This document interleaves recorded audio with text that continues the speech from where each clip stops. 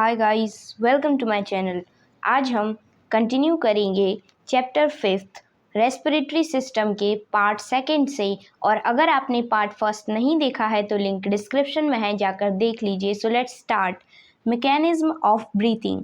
Mechanism of breathing comprises of 2 steps, inspiration or inhalation, in which air through nostril is drawn into the lungs। बच्चों, mechanism जो होती है breathing की, उसमें 2 steps होते हैं।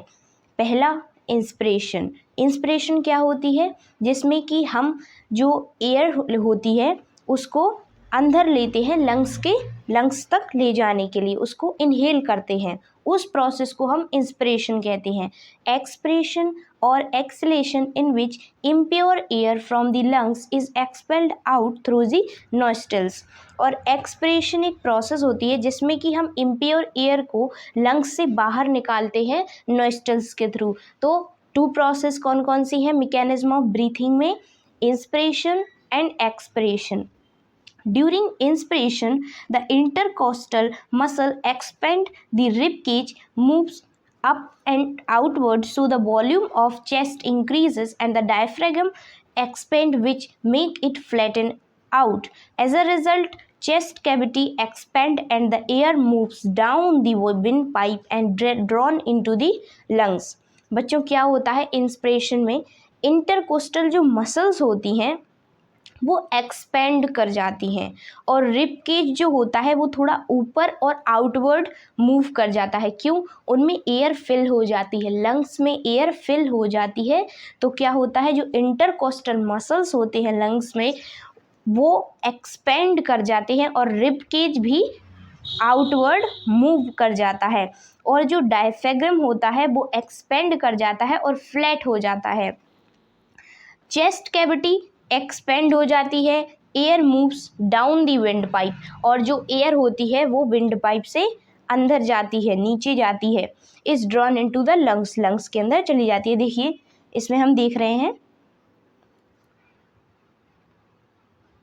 कि ये देखिए एयर जो है वो गोज इन, मीन्स अंदर जा रही है, हम इनहेल कर रहे हैं एयर को।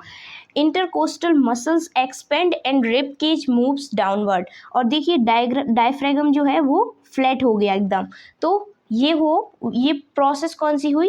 इंस्पिरेशन और इनहेलेशन। अब हम पढ़ेंगे expiration. During expiration intercostal muscles, अब इसका उल्टा मीन्स जो हमने इनहेलेशन में किया था उसका उल्टा होगा एक्सलेशन में। इंटरकोस्टल मसल्स एक्सपेंड कर रहे थे, यहाँ पर ये इंटरकोस्टल मसल्स क्या करेंगे? Relax. And rib cage moves down, rib cage जो अप जा रहा था और आउटवर्ड जा रहा था वो डाउन जाएगा और इनवर्ड जाएगा। And the volume of chest decrease. Inhalation में चेस्ट का जो वॉल्यूम था वो इंक्रीज कर रहा था, यहाँ पर डिक्रीज करेगा। डायफ्रागम रिलैक्स हो जाएगा और return to its dome shape, और डोम शेप का बन जाएगा। The chest cavity become smaller, और जो चेस्ट कैविटी होगी वो स्मॉल हो जाएगी। As a result air is forced out to the lungs, air को बाहर निकाल दिया जाएगा लंग्स के। Temperature of inhaled air is much lesser than the body temperature. जो टेम्परेचर होता है एयर का जिसको कि हम इनहेल करते हैं उसका बहुत ही कम टेम्परेचर होता है बॉडी के comparison. The blood vessels present in the nasal cavity make the inhaled air warm. और जो ब्लड वेसल्स होती हैं प्रेजेंट हमारी नेजल कैविटी में वो इनहेल एयर को वार्म बनाती हैं। The temperature of exhaled air is higher than of inhale air. जो टेम्परेचर जो कि हम एक्सेल करते हैं, जिस एयर को हम इम्प्योर एयर को हम बाहर निकालते हैं, वो एयर का टेम्परेचर इनहेल्ड एयर से ज़्यादा होता है। It is very close to the blood temperature. ये ब्लड टेम्परेचर के बहुत क्लोज होता है या बहुत ही बराबर होता कहते हैं। The exhaled air also contain a higher percentage of carbon dioxide and moisture than the inhaled air. और जो एक्सेल एयर होती है उसमें high percentage of carbon dioxide होती है और मॉइस्चर भी प्रेजेंट होता है, बट इनहेल एयर में इतना नहीं होता है जितना कि एक्सेल्ड एयर में होता है। ये परसेंटेज दिया है इनहेलेशन का और एक्सहेलेशन का। ऑक्सीजन जो है वो इंस्पायर्ड जो एयर है उसमें 21% है और एक्सपायर्ड जो एयर है उसमें 16% है। रीजन क्या है? Oxygen is used by the cells in respiration. Oxygen को यूज कर लेते हैं सेल्स रेस्पिरेशन प्रोसेस में। कार्बन डाइऑक्साइड जो है वो इंस्पिरेशन एयर में 0.03% है और एक्सपायर्ड एयर जो है उसमें 4% है। इसका रीज़न क्या है? Carbon dioxide is produced by the cell as a base product of respiration. जो रेस्पिरेशन प्रोसेस होती है उसमें सेल्स कार्बन डाइऑक्साइड को एज अ बेस प्रोडक्ट बना देते हैं एंड में, इसका कोई काम नहीं होता। नाइट्रोजन जो इंस्पायर्ड जो एयर है उसमें 79% होती है और एक्सपायर्ड एयर में भी 79% होती है। Nitrogen is not used by cells. Nitrogen जो होती है वो यूज़ नहीं करते सेल, इसलिए नाइट्रोजन का परसेंटेज सेम रहता है। Water vapour variable always high. Inspired air में वेरिएबल होता है और एक्सपायर्ड एयर में ऑलवेज हाई, हमेशा हाई होता है water vapour. Some of water evaporates and is lost along with breath out air. Phases of respiration in human beings. जो phases होते हैं रेस्पिरेशन के ह्यूमन बींग्स में वो क्या क्या होते हैं? इन human beings respiration occur in following 3 phases. First, breathing or external respiration. It is the inhalation of oxygen from the air into the lungs and exhale carbon dioxide back to air through nostrils. The air enters through the nostrils into the nasal cavity and finally reach into the lungs where the gaseous exchange take place.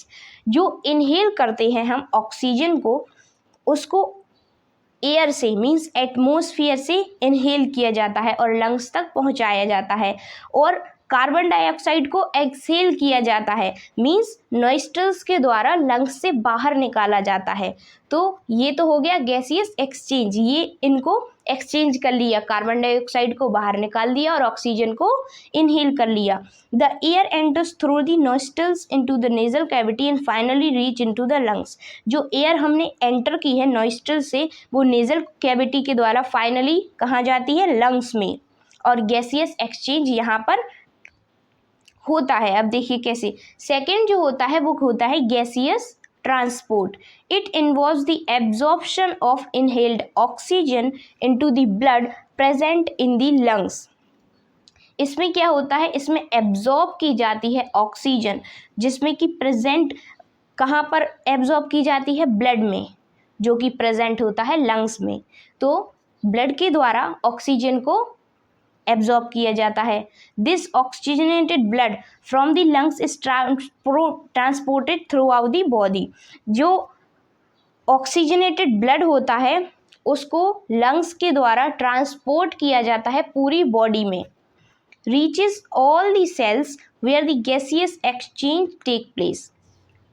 और हर एक cell तक इसको पहुंचाया जाता है जहां पर गैसियस एक्सचेंज हो रहा है।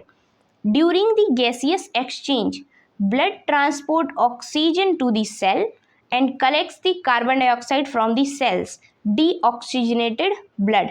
This deoxygenated blood transport back to the lungs for the removal of carbon dioxide. अब gaseous exchange में और क्या होता है? जो blood होता है उसको ट्रांसपोर्ट किया जाता है, मीन्स जो ब्लड होता है उसको ऑक्सीजन जो होती है उसको ट्रांसपोर्ट किया जाता है सेल्स में। जो ब्लड ऑक्सीजन को कैरी किए हैं मीन्स ऑक्सीजनेटेड ब्लड है वो सेल्स को देते हैं ऑक्सीजन और कलेक्ट करते हैं सेल्स से carbon dioxide, means deoxygenated blood बन जाता है फिर वो। This deoxygenated blood back to the lungs, इसको फिर वापस लंग्स में भेजा जाता है और रिमूव किया जाता है कार्बन डाइऑक्साइड को। Third, cellular or internal respiration. It is the process by which cells oxide sugar, glucose into carbon dioxide and water to release energy in the form of adenosine triphosphate. ATP molecules are the energy currencies of cell. They are used to perform the functions necessary for life. The reaction involves in cellular respiration as follows.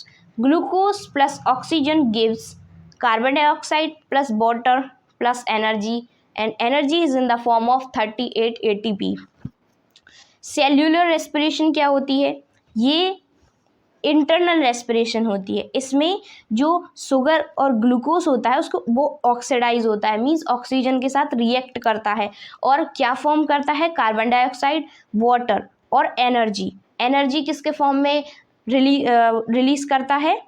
ATP, means adenosine triphosphate के form में release करता है। और जो ATP molecules होते हैं वो energy currencies होती हैं सेल्स की। ये परफॉर्म करती हैं नेसेसरी फॉर, ये हर एक प्रोसेस के लिए नेसेसरी होती हैं, मीन्स लाइफ प्रोसेस में जितनी भी रिएक्शंस होती हैं उसके लिए हेल्पफुल होती हैं। ये रिएक्शन आपको दी है, glucose plus oxygen gives carbon dioxide plus water and 38 ATP energy. So बच्चों, आज के लेक्चर में बस इतना ही। आगे के लेक्चर में हम कंटिन्यू करेंगे। So stay happy, stay motivated and God bless you all. Have a nice day. Thank you.